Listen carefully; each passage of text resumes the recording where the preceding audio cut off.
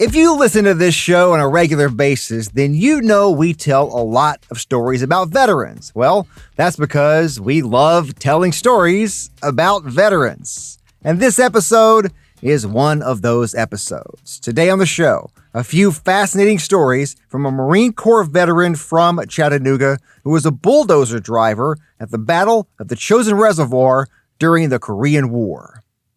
My name is Josh Roe. And this is Tomorrowtown, Tennessee.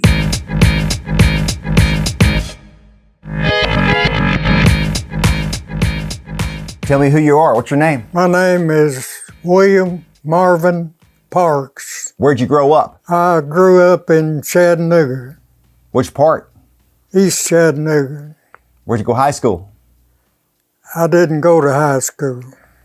Tell me that story. I went to Hardy Junior High School, and I went in the Marine Corps then. Was 15 the youngest age you could be at that time and get in? Did you have to be 15? No, you're supposed to be 17. I had Mama to sign the papers that I was 17. So she told a fib for you. Well, I went to, Mother lived in Knoxville, and I lived in Chattanooga. And I went and got her to sign the papers. And she signed the papers, and that was the best thing that ever happened to me. It was me going in the Marine Corps. He was just 15 years old when he went to boot camp at Parris Island. 2.5 years later, he was sent to a combat zone in the Korean War. I was ready. Were you worried? No.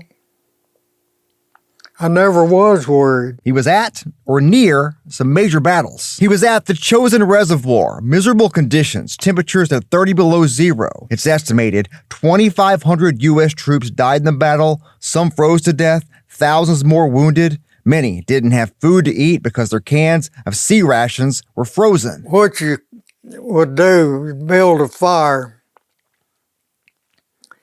and put a can down beside it.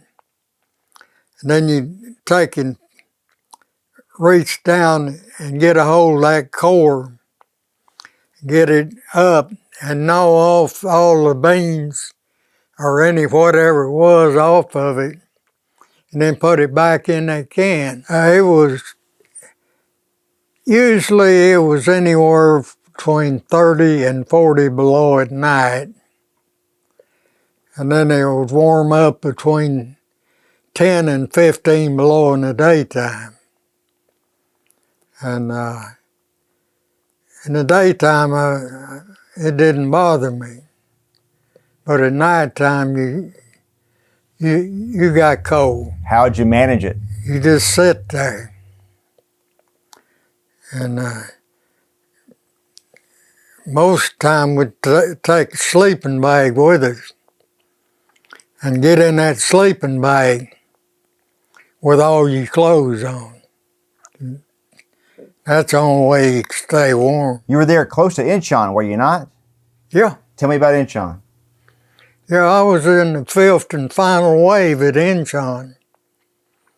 There's a 30-foot tide there, and you only had so many minutes to get in, or you couldn't make it. The tide would go out and leave you on a mud flat outside. So tell me about getting in. How'd that go for you?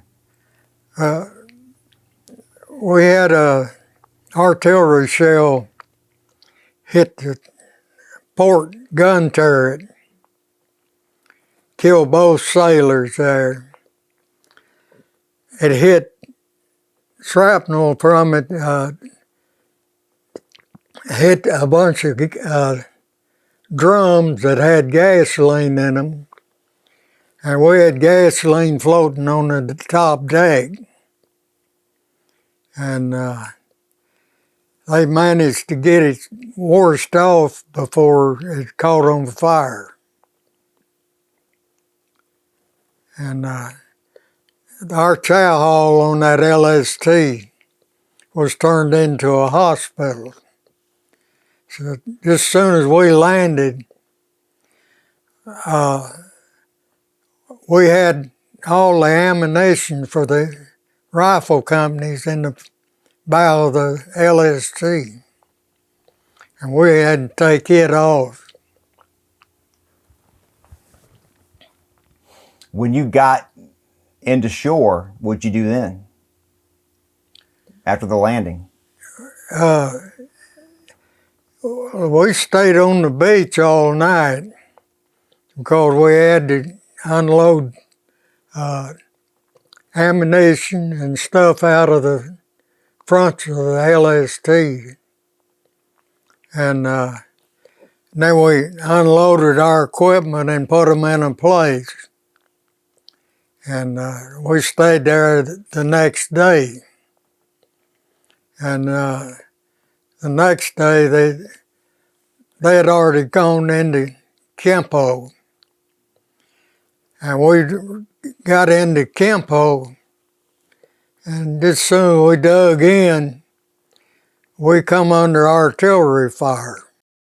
You can find much more of my conversation with Marine Corps veteran William Marvin Parks on my YouTube page. Just search at Josh Roe. That is JOSHROE. There's also a link in the show notes of this episode of Tomorrowtown, Tennessee. This podcast is a production of NewsChannel 9, Fox Chattanooga, and Sinclair Broadcast Group Chattanooga. I hope you join me again real soon.